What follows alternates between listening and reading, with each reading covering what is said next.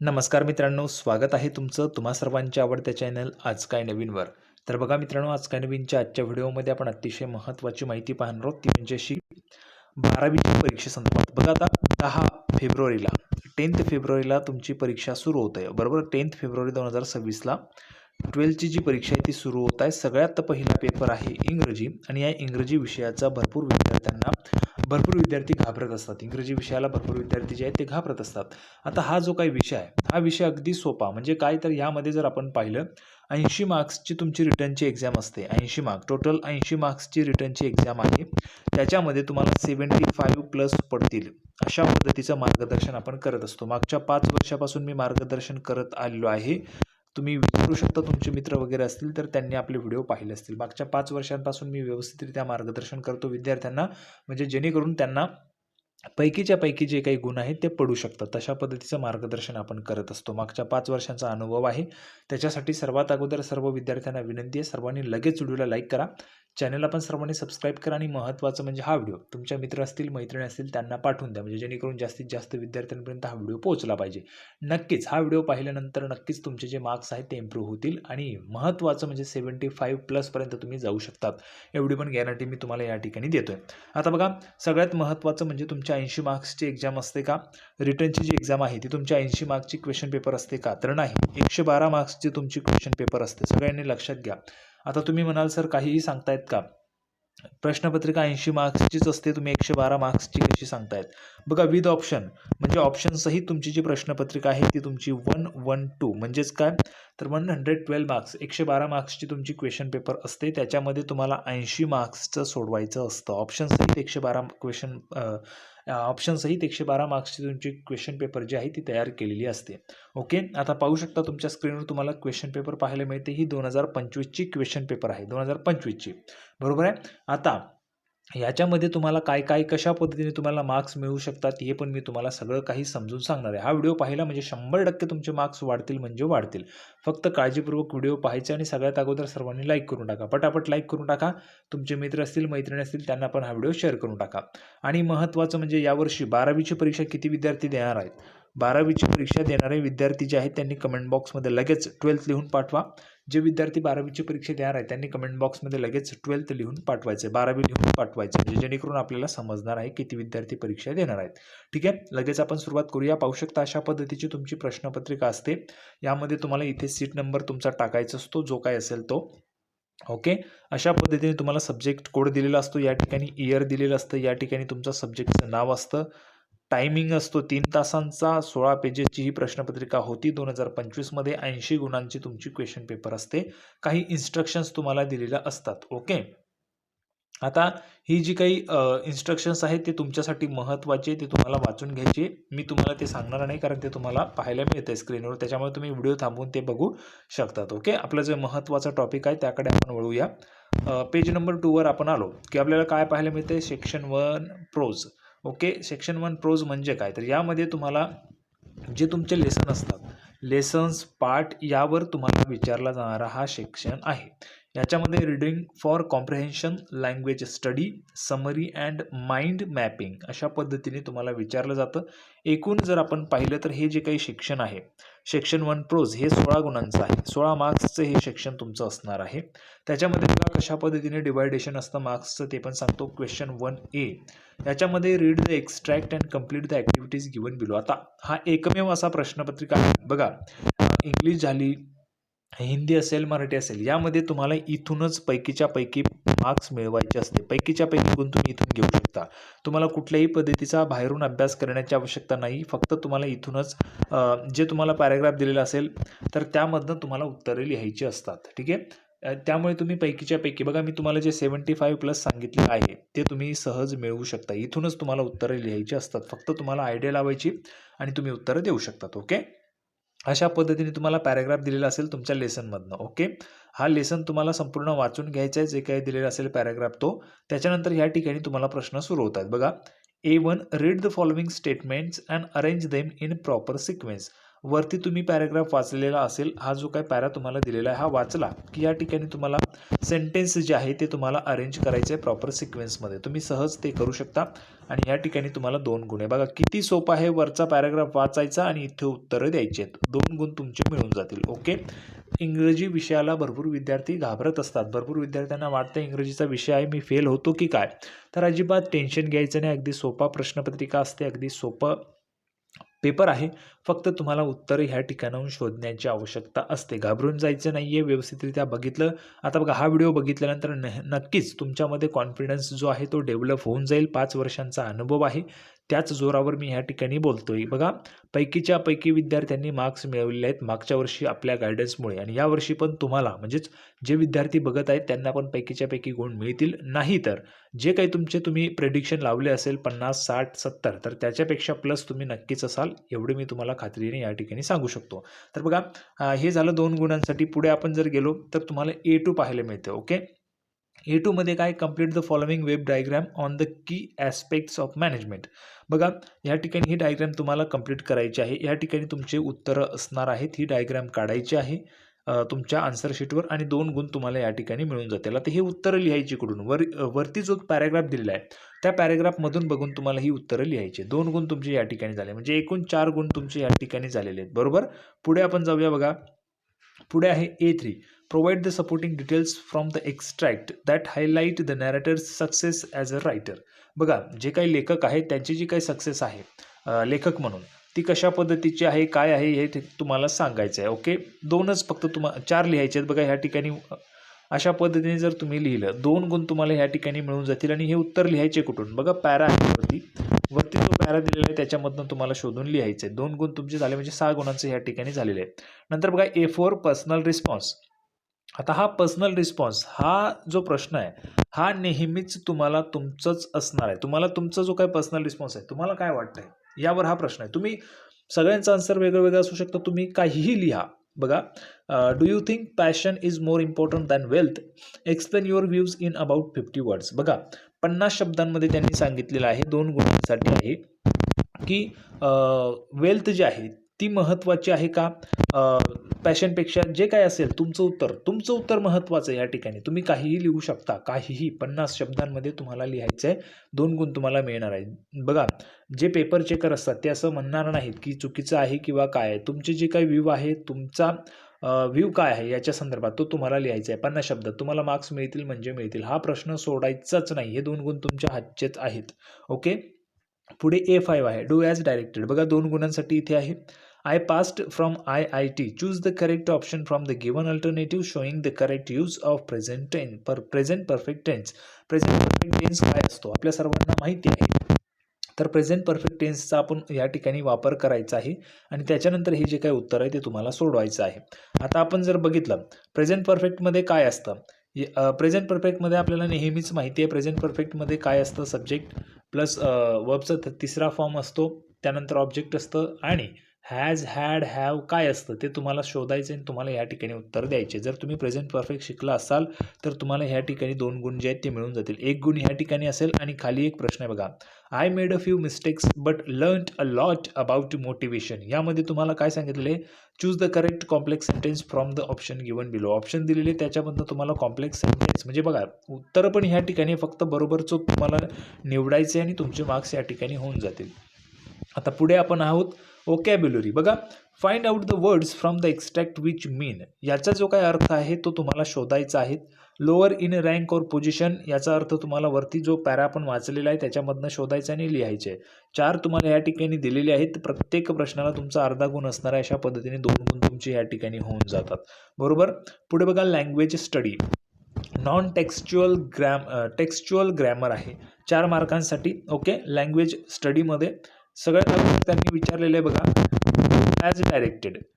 As directed आहे 3 गुणांसाठी असणार आहे. त्याच्यामध्ये पहिला प्रश्न आहे, Nandini said to Raj where did you go during the holidays last year. याच्यामध्ये इनडायरेक्ट स्पीच जी आहे ती तुम्हाला निवडायची आहे आणि त्यानंतर तुम्हाला मार्क्स या ठिकाणी मिळून जाणार आहे. तुम्ही जर शिकला असाल व्यवस्थितरित्या तर तुम्हाला नक्कीच या ठिकाणी पैकीच्या पैकी गुण मिळू शकतात. बघा लँग्वेज म्हणजे भाषा असे विषय असतात भाषा विषय असे असतात ज्या विषयांमध्ये तुम्हाला पैकीच्या पैकी गुण मिळतात. पैकीच्या पैकी गुण तुम्ही मिळवू शकतात या भाषा विषयांमध्ये. त्यामध्ये इंग्रजी आहे. इंग्रजीचं विनाकारण भय जे आहे ते मुलांना असतं. इंग्रजीमध्ये मी नापास होईल किंवा काय होईल, अजिबात होणार नाही. फक्त तुम्ही व्यवस्थितरित्या हा व्हिडिओ बघा, परत परत बघा, तुम्हाला नक्कीच पैकीच्या पैकी गुण मिळतील. आता बघा, tree planting become a natural choice. Choose the correct WH question to get the underline part as the answer from the given option. बघा आता याच्यामध्ये काय म्हटलेलं आहे, tree planting become a natural choice. What did become a natural choice? What was become a natural choice? What had become a natural choice? What become a natural choice? याच्यामधनं तुम्हाला बरोबरचा जो काय ऑप्शन आहे ते तुम्हाला निवडायचं होतं आणि एक गुण तुम्हाला या ठिकाणी मिळणार होतं. म्हणजे बघा, प्रिव्हियस इयरची जरी क्वेश्चन पेपर आहे पण ही तुमच्या नजरेखालून जाते. म्हणजेच काय होतंय की तुम्हाला आपोआप तुमचं जे काय कॉन्फिडन्स आहे तो बिल्ड होतोय, आपोआप तुमचा कॉन्फिडन्स डेव्हलप होत आहे. आणि मी केलेला आहे, मागच्या वर्षी पण केलेलं आहे, यावर्षी पण तुम्हाला सांगतोय नक्कीच तुमचे मार्क्स इम्प्रूव्ह होतील, तुम्ही पास व्हाल आणि पैकीच्या पैकी गुणांनी तुम्ही पास व्हाल. आता पुढे पाहू शकता बघा, if children don't play any games they will become dull and lazy. जर समजा मुलांनी गेमच खेळला नाही तर ते आळशी होतील, अशा पद्धतीने या ठिकाणी आहे. तर काय म्हटलेलं आहे, choose the correct option from the given alternative showing the correct use of unless. एक गुणांसाठी म्हणजे 3 गुणांचं आपण पाहिलं होतं. Do as directed non textual grammar आहे. ओके, पुढे पाहू शकता, spot the error and rewrite the correct sentence. याच्यामधनं जो एरर आहे तो शोधायचा आहे आणि 1 गुणांचं तुम्हाला या ठिकाणी उत्तर तुमचं लिहायचं आहे, 1 गुण तुम्हाला मिळून जाईल. आता आपण बघितलं बघा, क्वेश्चन 1 होता 16 मार्कांचा. ओके, आता क्वेश्चन 2 आहे 18 मार्क्सचा. ओके, 18 आणि 12 अशा पद्धतीने 30 गुण तुमचे या ठिकाणी होऊन जातात. क्वेश्चन 1 आणि क्वेश्चन 2 मध्येच 30 गुण होऊन जातात. ओके, क्वेश्चन 2 मध्ये पण तुम्हाला पॅराग्राफ दिलेला आहे. हा पॅराग्राफ तुम्हाला व्यवस्थितरित्या वाचायचा आहे, यामधनंच तुम्हाला उत्तरं लिहायची आहेत. ओके, हा पॅराग्राफ वाचला व्यवस्थितरित्या, जर तुम्ही वाचला असेल, रीड केला असेल तर यामधनं तुम्हाला उत्तरं लिहायची आहेत. बघा, read the following statements and find the 2 correct statements that state the theme of the extract. एक्स्ट्रॅक्टची जी थीम आहे ती कशा संदर्भात आहे हे त्यांनी विचारलेलं आहे. तुम्ही जर व्यवस्थितरित्या वाचलं असेल तर तुम्ही नक्कीच 2 गुण या ठिकाणी मिळवू शकाल. ओके, A1 झालं. A2 आहे, complete the flow chart on the need for constant learning and relearning.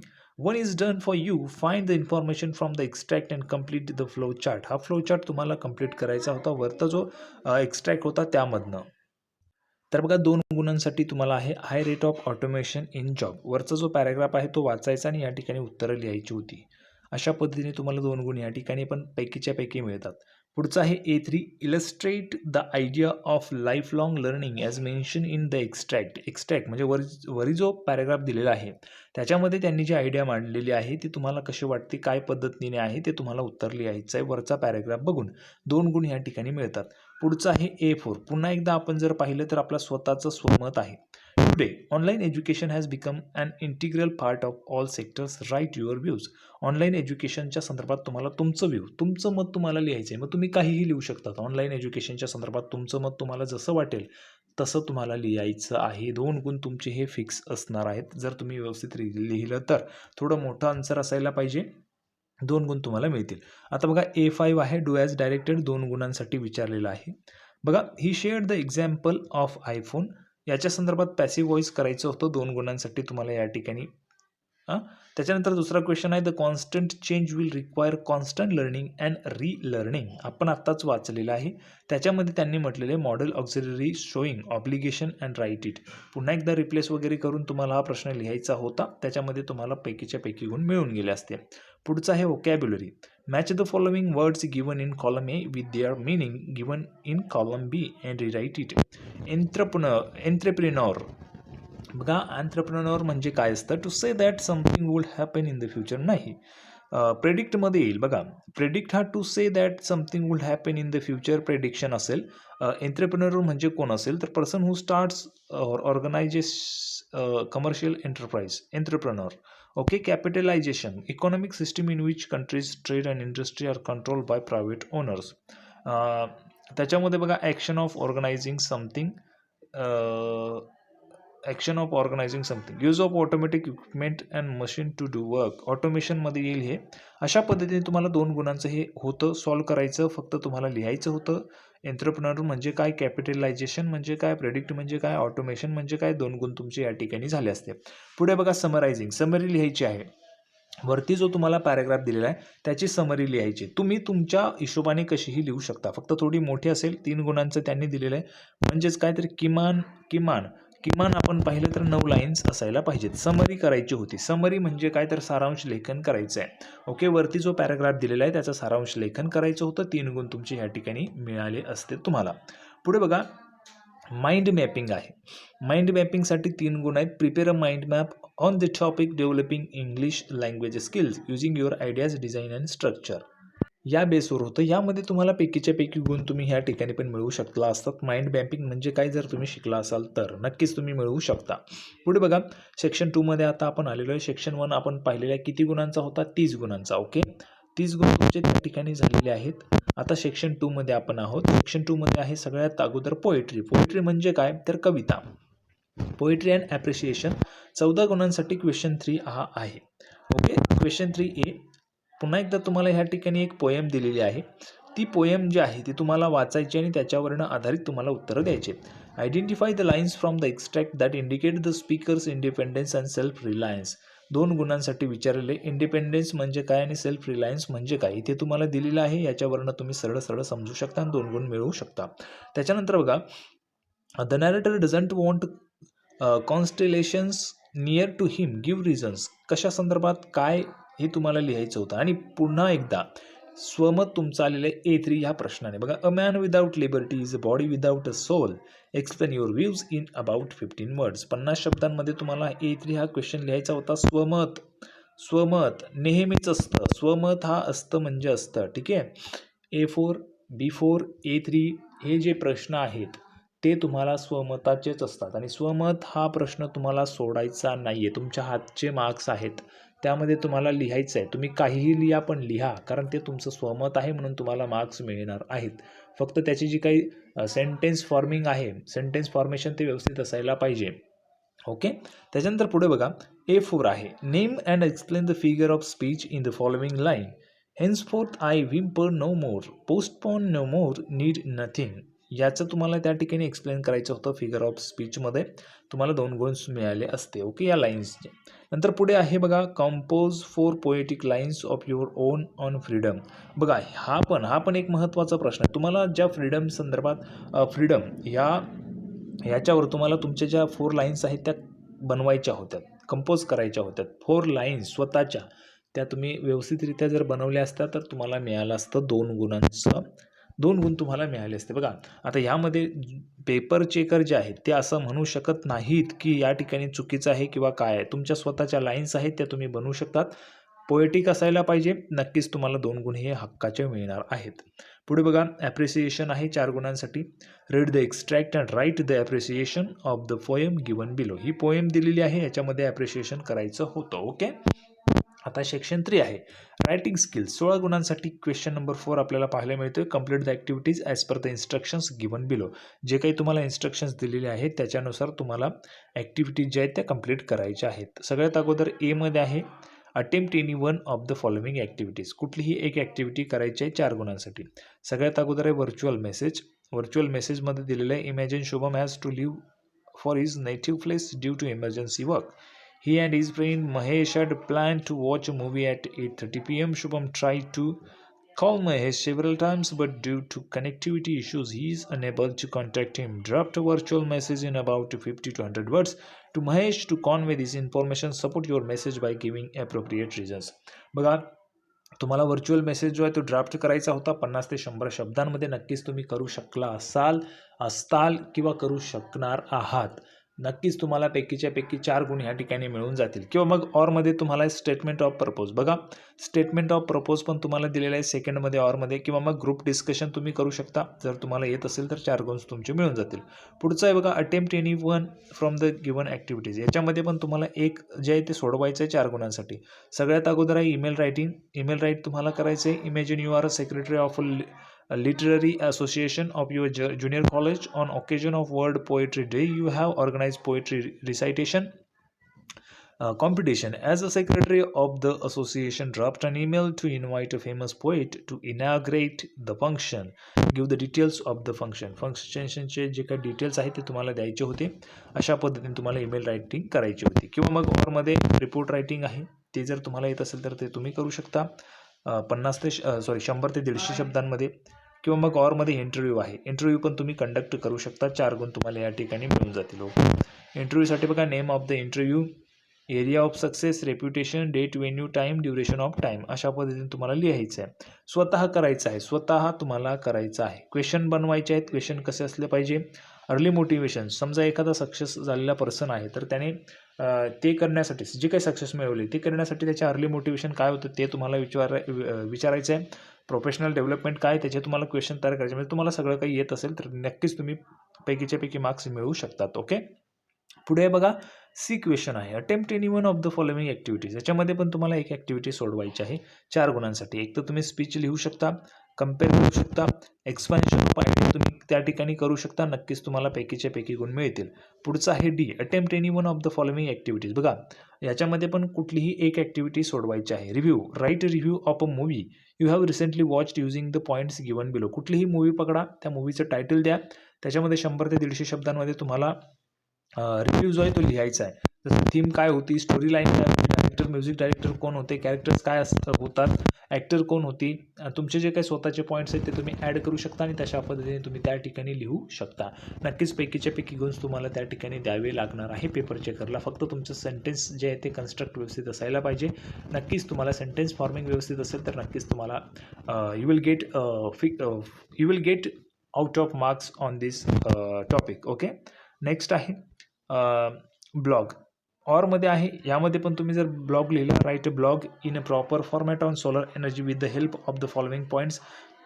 You have given following points, you right a proper format on solar energy in 100 to 150 words. You will get out of marks if you write a blog. Okay, solar energy, त्याच्यामध्ये तुम्हाला points पण दिलेले आहेत. Renewable source of energy, reduces pollution, reduces electricity bills, कशा पद्धतीने ते तुम्हाला सांगायचं आहे. सबसिडी बाय गव्हर्नमेंट सबसिडी देत असतं सोलर एनर्जीवर, किती टक्के आहे, काय आहे, कशा पद्धतीने, सगळं जर तुम्ही लिहिलं तर तुम्हाला पैकीच्या पैकी गुण मिळणार आहेत. पुढे आहे अपील. पण तुम्हाला बघा, अपील त्या ठिकाणी लिहिता येईल. अपील जर तुम्ही केलं तर नक्कीच तुम्हाला या ठिकाणी पण पैकीचे पैकी गुण मिळू शकतात. यामध्ये पण तुम्हाला 100 ते 150 शब्दांमध्ये अपील करायचं आहे. आता सेक्शन 4मध्ये आपण आहोत. बघा, सेक्शन 4 आहे लिटररी जेनर, नॉवेल. 60 मार्क्सचे आहे. याच्यामध्ये सगळ्यात अगोदर क्वेश्चन 5A मध्ये complete the activities given below as per the instructions. जे काही इन्स्ट्रक्शन्स दिलेले आहेत त्याच्यामध्ये तुम्हाला ॲक्टिव्हिटी सोडवायच्या आहेत. Pick out the odd element from the group and write it. Odd element जे आहेत ते त्या ठिकाणी पिक आउट करायचे होते आणि त्यानंतर आपल्याला लिहायचं होतं. बघा, थीम, प्लॉट, कॉन्फ्लिक्ट आणि नोवेला, याच्यामध्ये जे काही बरोबर उत्तर असेल ते तुम्हाला लिहायचं आहे. पुढे आहे मनोहर मालगावकर, नंतर मुल्कराज आनंद, राजाराव, जॉर्ज ऑरवेल. याच्यामध्ये कुठलं आहे ऑड एलिमेंट ते निवडायचं आणि उत्तर लिहून टाकायचं. पुढे बघा, the heart of darkness, Robinson Crusoe. नंतर अशा पद्धतीने तुम्हाला जे काही दिलेलं आहे ते तुम्हाला समजून घ्यायचं आहे आणि त्याच्यामध्ये ऑड एलिमेंट कुठला आपल्याला वाटतोय त्यानंतर तुम्ही उत्तर त्या ठिकाणी लिहायचं आहे. पैकीचे पैकी गुण मिळवू शकतात. पुढचा प्रश्न आहे state whether the following statements are true or false and rewrite them. दोन गुण आहेत. Detective fiction is a sub genre of a crime fiction.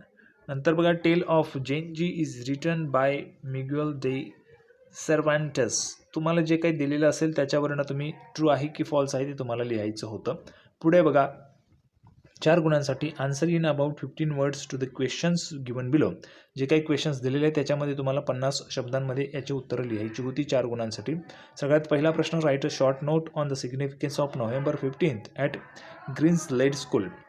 दुसरा प्रश्न आहे, Fern man's presentation focuses on the theme of racism explain करायची होतं. 2 गुण तुम्हाला म्हणजे पैकीच्या पैकी गुण तुम्ही मिळवू शकतात. अशा पद्धतीची सोपी आणि इझी क्वेश्चन पेपर आहे. सी प्रश्नामध्ये बघा, क्वेश्चन नंबर 4च्या सीमध्ये answer in about 50 words to the questions given below. Describe the importance of reform club in the development of the plot in the novel around the world in 80 days. 2 गुणांसाठी. नंतर बघा, आपण जर पाहिलं तर second question पण आहे 2 गुणांसाठी. पुढचा आहे D, answer in about 50 words to the questions given below. 4 गुणांसाठी आहे. त्याच्यामध्ये तुम्हाला 2 प्रश्न आहेत. 2 प्रश्नांना प्रत्येकी 2-2 गुण आहेत. म्हणजे प्रत्येक प्रश्नाला 2-2 गुण. अशा पद्धतीने तुम्हाला 80 मार्क्सची ही जी काही क्वेश्चन पेपर आहे ती तुम्हाला पाहायला मिळते. त्याच्यामध्ये जर तुम्ही व्यवस्थितरित्या अभ्यास केला, नक्कीच तुम्ही ही प्रश्न खालून तरी देखील तुम्हाला बऱ्याच प्रमाणात फरक जो आहे तो तुमच्या क्वेश्चन्समध्ये मार्क्समध्ये पडू शकतो आणि पैकीच्या पैकी गुण तुम्ही मिळवू शकणार आहेत. त्याच्यामुळे सर्व विद्यार्थ्यांना जर हा व्हिडिओ आवडला असेल तर व्हिडिओ लाईक करा, चॅनलला सबस्क्राईब करा. अशाच पद्धतीच्या 10वी आणि 12वीच्या अपडेटसाठी आपल्या चॅनलला सर्वांनी सबस्क्राईब करून घ्या. पुन्हा एकदा भेटूया पुढच्या व्हिडिओमध्ये अशाच पद्धतीचे नवीन अपडेट घेऊन. तोपर्यंत धन्यवाद.